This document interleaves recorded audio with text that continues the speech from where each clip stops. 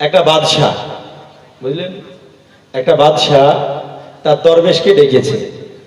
দরবেশকে ডাকার পরে তার দরবেশকে বলতেছে যে, হে দরবেশ, এই রুমালটা তুমি নাও, এবং এই রুমালটা নেওয়ার পরে আমার রাজপ্রাসাদে সব থেকে যে ব্যক্তি বোকা হবে, কি হবে? জোরে বলুন, কি হবে? বোকা হবে। সব থেকে যে বেয়াকুফ হবে তার হাতে তুমি রুমালটা দিবে। হে বাবা যে আমার দরবেশ তখন করলো কি, বাদশার কাছ থেকে রুমালটা নিয়ে নিয়েছেন। নিয়ে নেওয়ার পরে রাজপ্রাসাদ ঘোরাঘুরি করতেছে। পুরা রাজপ্রাসাদ ঘোরাঘুরি করার পরে হে দরদে ওই রুমালটা করলো কি, ওই দরবেশ ওই রুমালটা নিয়ে আসার পরে বাদশার হাতেই আবার দিয়ে দিয়েছেন। বাদশা দেখে অবাক হয়ে গেল, রাগের আগুন্বিত হওয়ার পরে বলতেছে, আমার দরবেশ তোমায় আমি কি বলেছি বলো? ও আমার বাদশাহ, আপনি বলেছেন যে, আপনি বলেছেন এই রাজপ্রাসাদে সব থেকে বোকা যে হবে তার হাতে এই রুমালটি দিয়ে দিতে। ও দরবেশ তুমি কি করলে বলো? তখন ওই দরবেশ বলতেছে, হুজুর আমি এই সারা রাজপ্রাসাদে আপনার থেকে বোকা কাউকে দেখি না।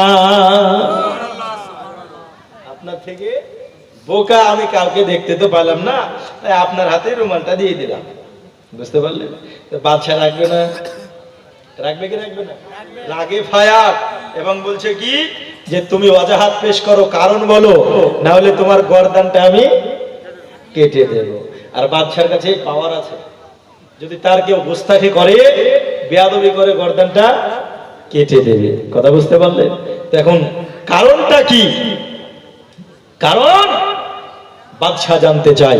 তো দরবেশ বলছে, বাদশা কারণ আমি বলবো যে আপনি বোকা কি করে হলেন? মুসলমান কারণটা বলার আগে বলে, ওই বাদশার মতো বোকা কিন্তু আমাদের মধ্যে মুসলমানে অনেক আছে। বাদশার মতো বোকাও অনেক আছে। তো বাদশাকে এবার দরবেশ বলতেছে, ও আমার বাদশা, আপনি বলুন না, আপনি একটু আমার কথার উত্তর দেন। আপনি যখন কোন জায়গায় সফরে যান, 2 মাস 3 মাস আগে যখন কোন জায়গাতে সফরে যান, আপনি তখন কি করেন?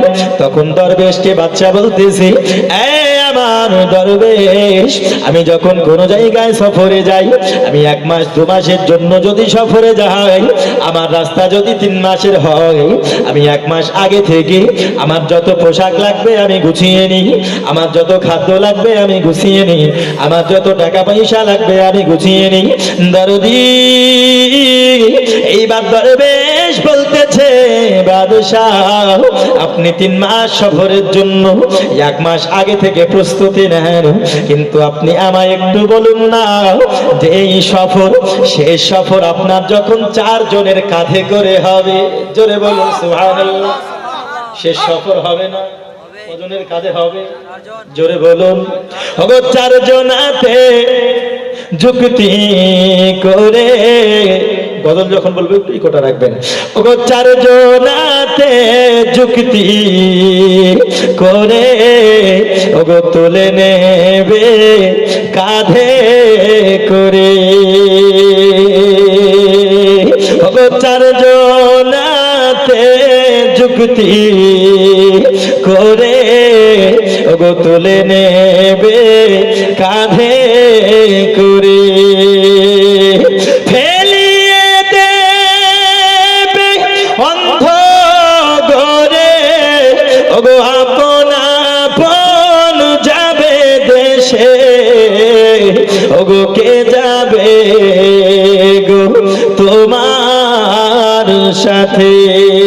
আছে না অন্ধকার পথে দয়াল, ওগো কে যাবে গো তোমার সাথে? জোরে বলুন। ওগো কত বন্ধু বান্ধবেরা, ওগো সঙ্গে যেতে চায় না তারা। কত বন্ধু বান্ধব কুটুম্বেরা ওগো সঙ্গে যেতে চায় না তারা, ওগো ছেলে মেয়ে কলিজার টুকরা ওগো তারা চাই না যেতে, ওগো কে যাবে গো তোমার সাথে, আছে না অন্ধকার পথে দয়াল, ওগো কে যাবে গো তোমার সাথে। হে বাবাজি আমার, দরবেশ তখন বলতেছে ওগো বাদশাহ, আপনি 1 মাস 2 মাসের জন্য কোন জায়গায় যদি সফরে যান, আপনি 1 মাস আগে থেকে প্রস্তুতি নেন।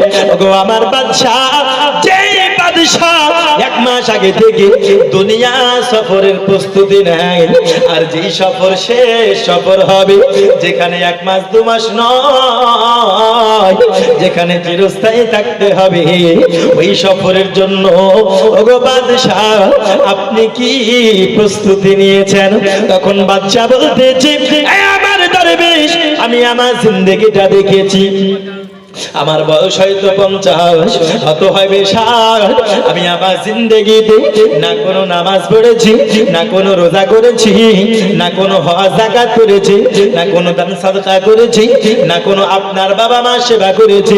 হে বাবাজি আমার, বাচ্চা তখন বলতেছে আমি শেষ সফরের জন্য কোনো প্রস্তুতি আমার নাই। তখন দরবেশ বলতেছে, যেই বাদশা দুনিয়া সফরের জন্য 1 মাস আগে থেকে প্রস্তুতি নাই, ওই বাদশা যেখানে শেষ সফর চিরস্থায়ী হবে, ওই সফরের জন্য যেই বাদশা কোনো প্রস্তুতি নেই না, ওকে আমি বোকা বলবো না তো কি বলবো? ওকে বোকা বলবো না তো কি বলবো? তখন বাদশা যখন দেখছে যে অবশ্যই বিষয়টা তো তাই, তো দেখতেছে খুব পস্তাচ্ছে এবং ওইখান থেকে তওবা করলো। আচ্ছা বলুন তো, এই বাদশার মতো বোকা আমাদের মধ্যে অনেক মুসলমান আছে না নাই? কাউকে বয়স দিয়েছে 50, কারো 60, কারো 70। চোখ বুজে যদি আমাদের পাস্ট আমরা যদি লক্ষ্য করি, পিছন আমাদের আপনার যেটা চলে গিয়েছে, আমরা যদি লক্ষ্য করি, কারো জীবন দেখবেন শূন্য, না নামাজ আছে, না রোজা আছে, না ইবাদত আছে, না হজ আছে, না যাকাত আছে, না কোনো ইবাদত আছে। কিন্তু আল্লাহ আমাদেরকে দুনিয়াতে পাঠিয়েছেন ইবাদতের জন্য। কিসের জন্য? জোরে বলুন, কিসের জন্য? ইবাদতের জন্য। আমরা নামাজ পড়ি, রোজা করি, হজ করি, যাকাত দিই, তাই না? এগুলো হচ্ছে ইবাদত। আর এই ইবাদত আল্লাহ পাক আল্লাহ তাআলার কাছে আমরা যখন করি, কিন্তু এই ইবাদত আমরা যারা করি, কেন করি? নেকি হবে, তাই না? কেন করি? একটু জোরে বলুন না। নেকি হবে। তো নেকি নিয়ে কি হবে? জান্নাত যাবে, তাই না? নেকি নিয়ে জান্নাতে যাবে। আচ্ছা, নেকি যদি আমরা ওজন করে কেউ জান্নাতে যাব বলি, আমাদের নেকির পাল্লা ভারী হবে? আমরা যদি নেকি নিয়ে আমরা জান্নাতে যাব মনে করি, তাহলে পারবো না। সবাই কিন্তু আমরা বাধা পড়ে যাব। কেন? কারণ আমাদের নেকির থেকে গুনার পাল্লা অনেক বেশি, ঠিক না? গুনার পাল্লা অনেক বেশি। একবার মহাব্বতে দরুদ আল্লাহুম্মা সাল্লি